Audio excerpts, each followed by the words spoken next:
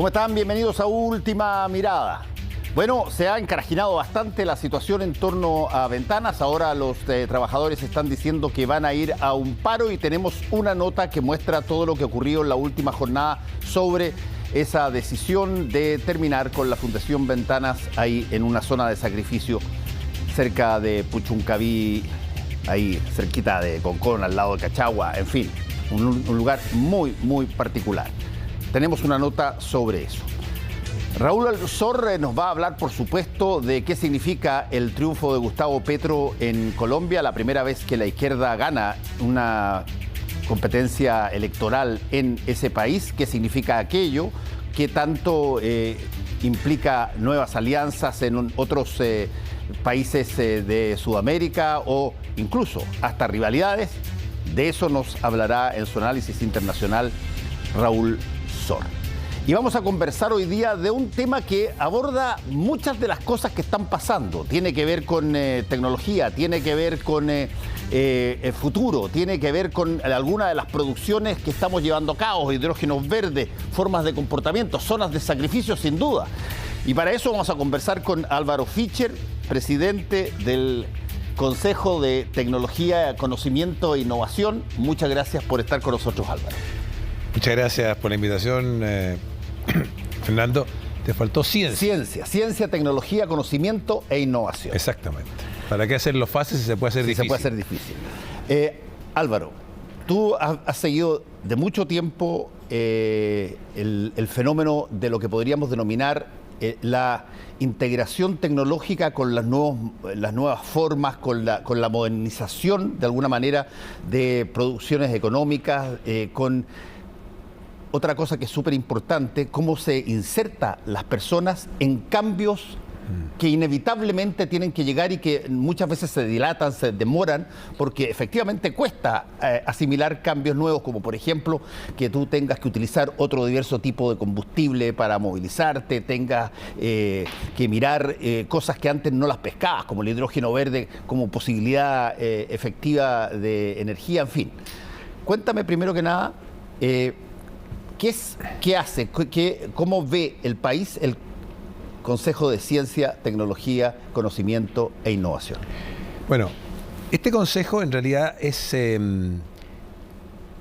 la expresión que le dio la ley que formó al ministerio con el mismo apellido y que continúa lo que antes se llamó inicialmente, en los tiempos de Ricardo Lagos y Edgardo Benninger, se llamó el Consejo Nacional de Innovación para la Competitividad de Chile, que posteriormente, cuando en el segundo gobierno de Bachelet y su presidente fue Gonzalo Rivas, se llamó Consejo Nacional de Innovación para el Desarrollo y que ahora tiene este nombre. Este consejo fue creado con el objeto de asesorar a la Presidencia de la República en la utilización de los recursos que iban a provenir originalmente del royalty, ¿te acuerdas? Sí. Para transformarlos en conocimiento que permitieran apuntar y reforzar el desarrollo económico del país.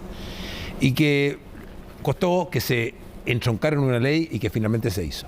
En la versión actual, el Consejo cuenta con 14 consejeros nombrados por el Presidente de la República por 4 años y son renovados por mitades cada 2, con el objeto de darle una cierta independencia del ciclo político. Además se incorpora a este consejo el ministro del ramo, en este caso Flavio Salazar, y hay un presidente que está nombrado, que en este caso soy yo, que fui nombrado en agosto del 19 y que, de acuerdo al decreto que formó a este consejo, termino mi labor un poco después de que se entrega la estrategia, que se acaba de entregar ahora la semana pasada, y es en septiembre de este año. Ahora, tú hablaste de estrategia y que se entregó.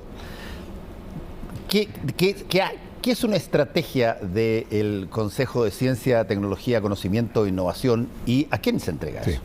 Bueno, la estrategia se elabora como un documento para ser entregado a la Presidencia de la República, porque este consejo fue diseñado y pensado para asesorar a la Presidencia de la República, y por lo tanto a este se la entrega, y a pesar de que no es un documento vinculante, sin embargo el presidente puede tomarlo y utilizarlo para que sus asesores o los ministerios respectivos apliquen y elaboren sus políticas específicas al respecto. Entonces, la estrategia tiene esta orientación, los lineamientos, la mirada de futuro, de largo plazo, cómo orientar el esfuerzo que se haga en esta materia de CTCI hacia adelante.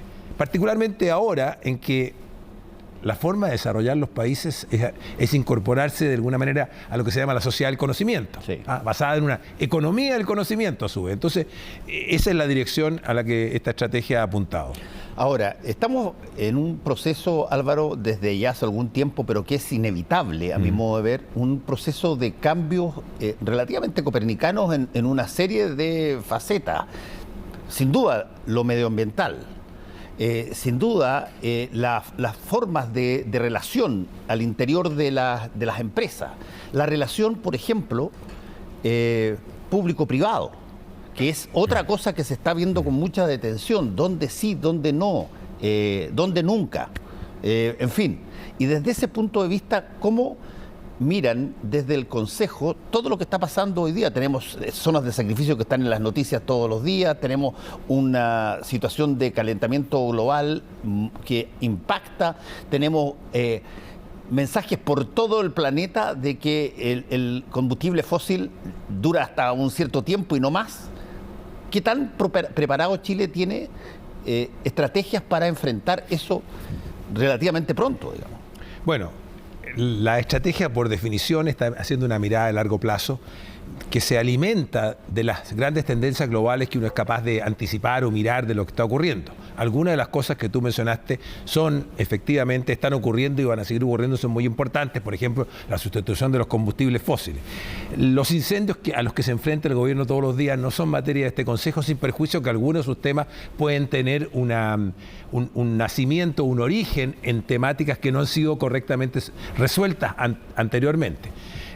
Así que nosotros lo que hacemos es hacer esta mirada hacia el futuro, y en este caso particular es interesante mencionarlo, incorporamos también lo que se llaman las ciencias sociales orientadas hacia los modos de convivencia, la organización social de las sociedades y la investigación en artes y humanidades. Primero porque el mandato de la ley así lo impone, pero además porque con el objeto de que incorporar a una economía del conocimiento al funcionamiento de la sociedad e incorporar también la necesidad de enfrentar las amenazas que se ciernen sobre ella, producto de la sustentabilidad amenazada, ¿verdad?, a la que nos enfrentamos. Es necesario que el resultado a que eso conduzca sea mirado críticamente por quienes analizan la sociedad desde esos puntos de vista, o sea, quienes tienen una mirada no solamente descriptiva de la sociedad, sino que también normativa. Entonces hemos incorporado eso, y cuando incorpora y le da ese rol a ese aspecto, a esa parte del conocimiento que tiene esa orientación, entonces ayuda a integrar, por un lado, lo que surge de las investigaciones y las aplicaciones y las innovaciones con las maneras prácticas en que los ciudadanos se tienen que comportar o las sociedades democráticamente sean una forma de funcionar. Eso es muy interesante, pero a ver, ¿me puedes poner algunos ejemplos de cómo, por ejemplo, se deben coordinar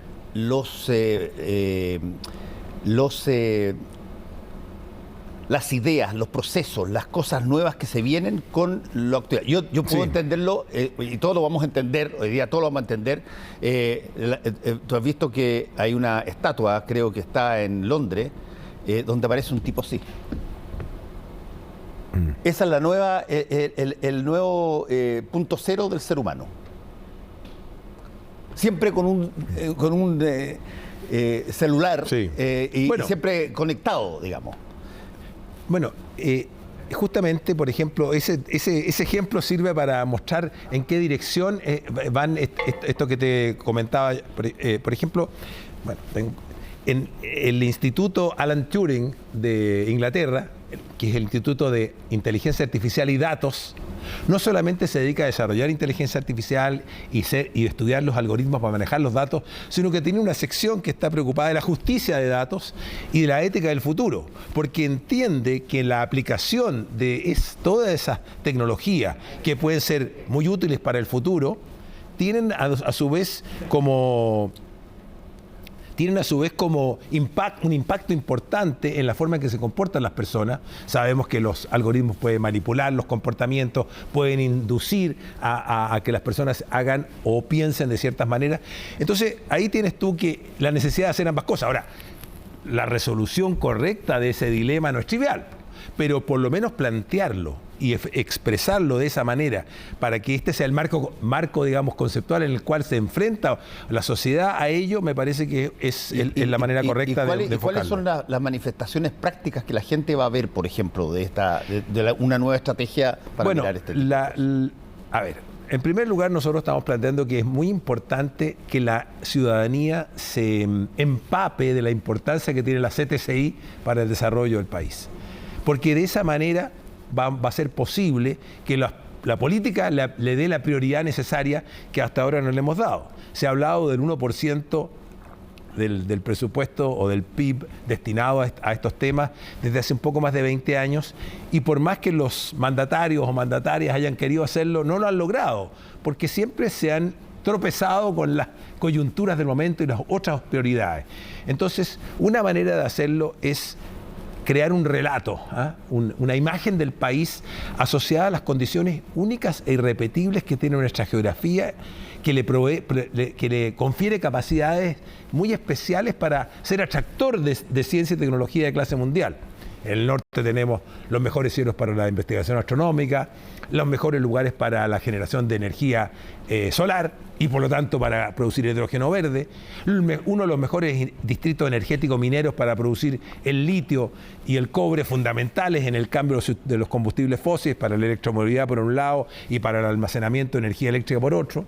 En el sur tenemos los ecosistemas más importantes marítimo-terrestres de esta zona, que al revés del hemisferio norte tiene mucho más agua que tierra, y por lo tanto la construcción de las corrientes marinas y de las temperaturas y del clima de la tierra está muy asociado a esto. Además que estamos es el punto de los más cercanos a la Antártica, un continente destinado solo a la investigación científica sin que nadie sea su dueño, para el cual Chile tiene a Punta Arenas como su capital científica natural. Entonces, tenemos el Océano Pacífico, que es la zona más inexplorada del planeta, que permite atraer ciencia de clase mundial también. O sea, este relato de poner a Chile en la vanguardia de la investigación científica en los temas que están importando hoy día puede ayudar a generar este esfuerzo por ahora, transformarlo en un punto atractivo. Convengamos una cosa, Álvaro, que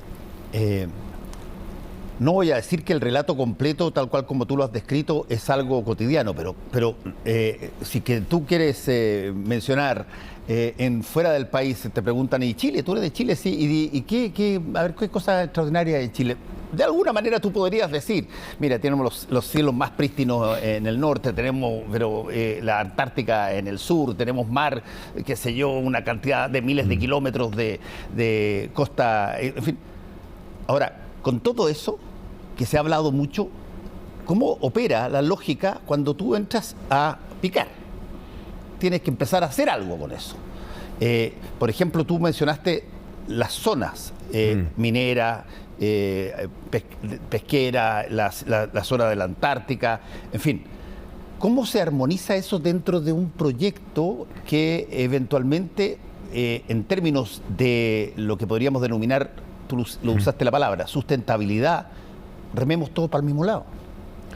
Bueno, este planteamiento que de hecho es un relato sí, inspirador, que sí, lo que hace es motivar a la ciudadanía, engancharla y que sea la propia ciudadanía la que sienta la importancia y se la exija, como exige otras cosas a los líderes que las conducen.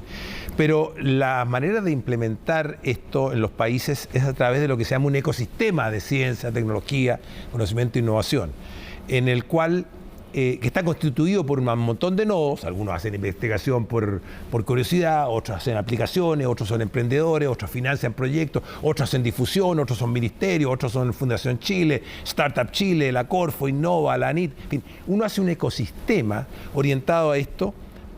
En algunos casos el Estado impulsa ciertas direcciones de investigación, en otros por serendipia, por interacción entre los distintos nodos, que en la medida que sean más, de mayor calidad y se produzca una explosión combinatoria de conexiones entre ellos, surgen más posibilidades de hacer las cosas. Entonces, esa es la herramienta con la cual uno avanza hacia el futuro. Ahora, es una herramienta que no se dirige, digamos, por un procedimiento específico, sino que uno tiene que instalarla y dar las condiciones para que su propia actividad nutra al país de los resultados posibles, no anticipados previamente de lo que haga. Ahora, ahí hay un punto bien interesante, Álvaro, que te quiero preguntar cómo lo tratan ustedes. Sé que tuviste una reunión con el ministro Jackson, que iba a ser con el presidente, pero el presidente estaba quejado, sí. y por lo tanto la suspendió, pero fue el ministro Jackson a presentarles a ustedes esta lógica.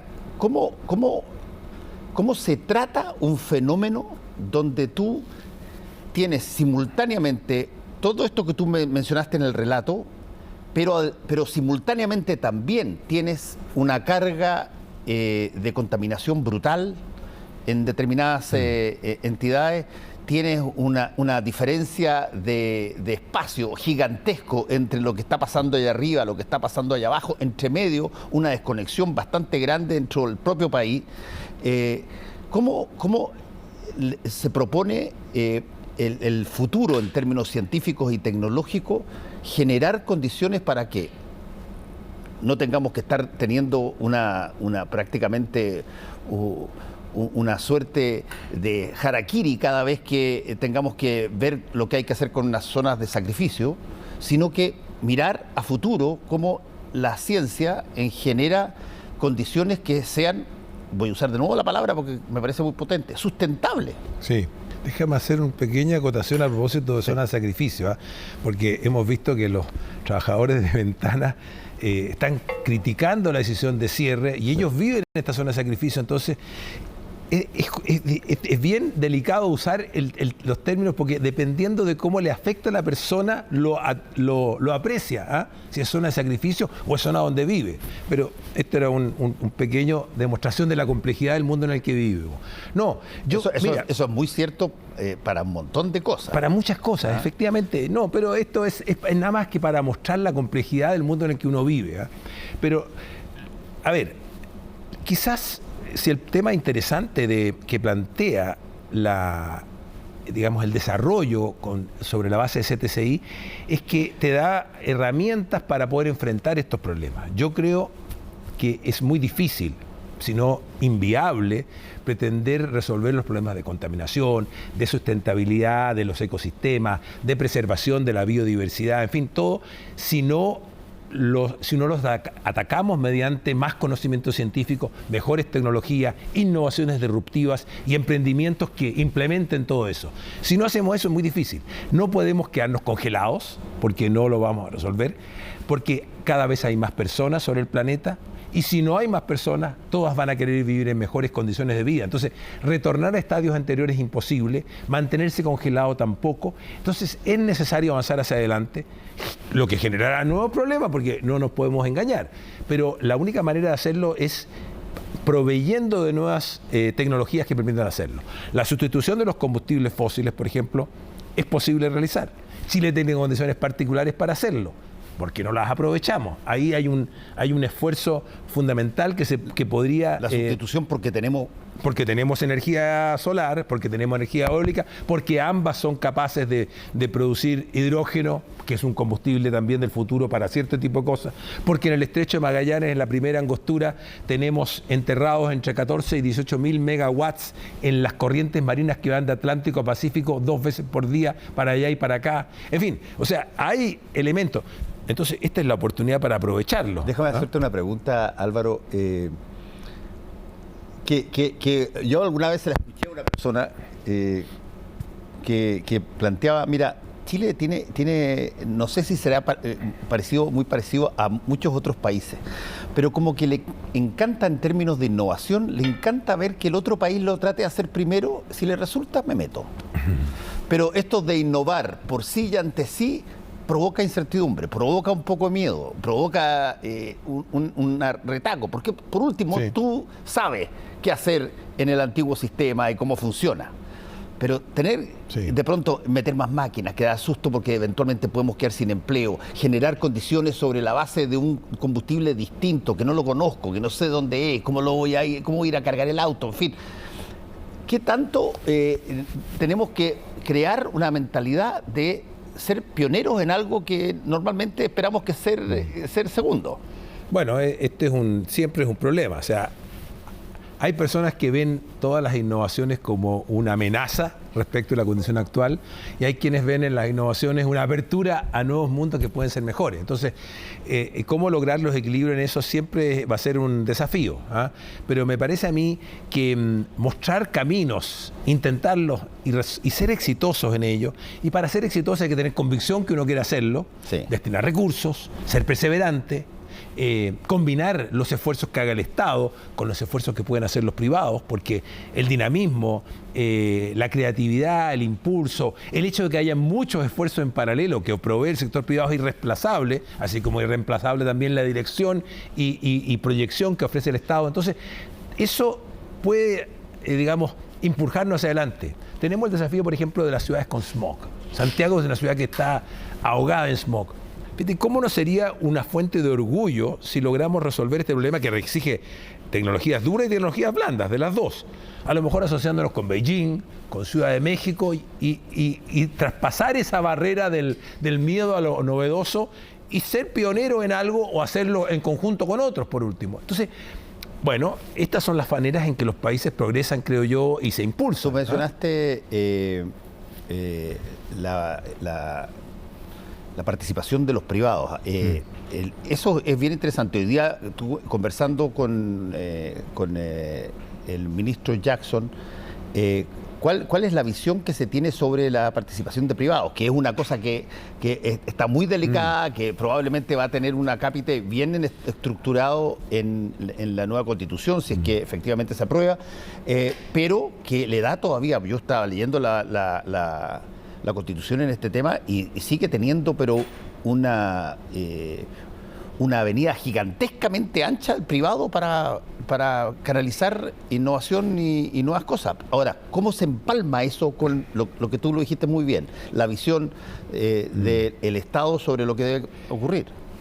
Bueno, respecto de cómo va a venir esa participación, digamos, ¿qué visión tiene el gobierno al respecto? Hay que preguntárselo al gobierno, sí, por supuesto. No, pero hay de la relación pública-privada en las nuevas ciencias, tecnologías, conocimiento. Yo siento que el sector privado tiene un rol muy importante que poder hacer y que aportar y sin duda, yo participo en el sector privado, así que sé cómo se piensa. Es imposible, digamos, seguir creciendo o realizando las aspiraciones que las compañías tienen si no están generando nuevas tecnologías, cambiando los modos de funcionamiento, haciéndose cargo de los problemas de medio ambiente, sin duda. O sea, yo creo que el sector privado evidentemente va a ser un actor relevante y si no se lo utiliza, yo creo que se pierde una fuerza gigantesca. Porque el Estado tiene además un problema. Cada vez que decide hacer una cosa, es 0-1. ¿Le va bien? Estupendo. ¿Y si le va mal? El país entero es el que sufre. Además tiene que cargar con toda la pesada mochila que son sus regulaciones. Es un Estado, ¿no es cierto?, dirigido por un ejecutivo, pero controlado por una Contraloría General de la República, ¿verdad?, y por una burocracia que tiene una serie de limitantes. Entonces, tampoco es que sea una fuente de creatividad y dinamismo extraordinario.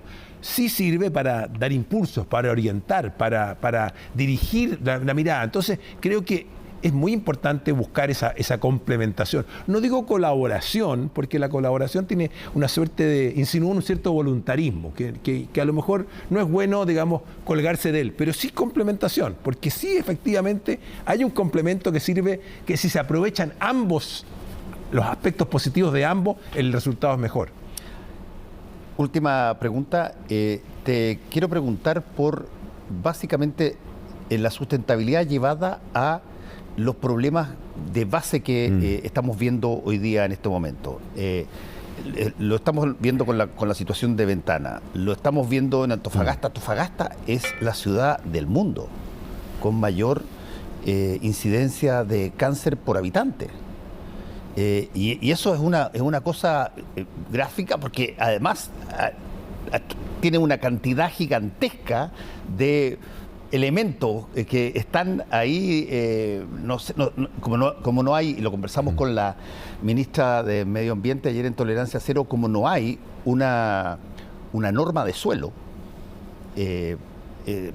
básicamente tú no sabes exactamente qué es lo que está cayendo, qué es lo que entra, qué es lo que... Bueno, tienes una serie de situaciones de ese tipo. ¿Cómo se arma esta nueva armazón, valga la redundancia, de estas nuevas posibilidades, teniendo en cuenta que tú no puedes dedicarte a parar todas las semanas una cosa que está funcionando? Mira, a ver, en esta estrategia nosotros hacemos un planteamiento. En realidad recogemos el marco conceptual que aportó el informe de Dasgupta, un informe solicitado por el Ministerio de Hacienda británico, para ver cómo enfrentar el tema de la sustentabilidad y la economía en conjunto. Y lo que dice este informe, que fue representado en febrero del año pasado, bien digo, lo que dice este informe es lo siguiente: la economía del mundo está sustentada sobre una capa base, una especie de primera fuente o piedra basal, constituida por los servicios ecosistémicos y la biodiversidad que habita en él, que consisten en los ciclos de agua, los ciclos de carbono, los ciclos de nitrógeno, las corrientes marinas, el funcionamiento de los corales, la respiración de las plantas que provee de oxígeno a la atmósfera. Todo ese tipo de cosas están operando todos los días sin que nosotros prácticamente nos demos cuenta. Y ese capital natural sufre desgaste, como sufren desgaste las máquinas, en economía se llama depreciación, aquí se habla de desgaste de los... Y por lo tanto lo que tenemos que hacer es corregir esos desgastes o invertir en impedir que sigan degradándose, corregir los que están degradados, cuidar que no se pierda biodiversidad. Y lo interesante de esto es que combina los mejores conocimientos científicos de las ciencias naturales para entender los fenómenos que están detrás de estos problemas con lo mejor que puede aportar la disciplina de la economía, que hace cálculos de costo-beneficio de las acciones humanas que tomemos, ya sea para corregir esto o para seguir ahondando en el problema, para tomar las mejores decisiones. Y creo que esta es una manera conceptualmente apropiada para enfrentar el problema. No basta con decir, mire, tenemos este problema y todo esto es muy malo, porque, bueno, ¿y qué hago al respecto? ¿Cómo me enfrento a él? ¿No hago nada? ¿Intento vivir como vivíamos hace 1000 años atrás? Es decir, ¿cómo se enfrenta a este problema? Yo creo que la humanidad no tiene otra forma que hacia adelante. Por lo tanto, usar los mejores conocimientos que puede tener, que se los provee las ciencias, y los mejores criterios de discriminación de cuáles son las mejores opciones, que lo provee el cálculo costo-beneficio que te da la economía. Y esa combinación me parece que es la forma adecuada. Ahora, este es un marco conceptual, es fácil de emitir, pero es muy difícil de implementar, por supuesto. ¿Quedaron en algo con el ministro o con el gobierno sobre cómo seguir esta conversación? Mira, nosotros le presentamos estas ideas en general a los ministros de Economía, incluso de Hacienda, del vicepresidente Corfo, en fin. La idea es ver de qué manera ellos pueden nutrirse de las ideas que están en esta estrategia, que como dije no es vinculante, pero ellos pueden tomar lo que les parezca, porque ellos están construyendo este nuevo modelo de desarrollo del que hablan, y que este tipo de temas está un poco en el corazón de esta manera de enfocar el problema. Así que tenemos estas conversaciones por delante, las que seguirán probablemente con otro presidente del Consejo, porque yo en septiembre de este año termino en este trabajo. Álvaro Fischer, muchas gracias por haber estado con nosotros. Gracias a ti. A propósito, ¿hay documentación del Consejo que la gente que nos está viendo pueda seguir? Hay una página web que es www.ctci.cl, y ahí está toda la documentación. De hecho, tenemos un repositorio de todo lo que ha producido este Consejo desde que nació el año 2005. Así que está toda la información ahí. Muchas gracias por estar con nosotros.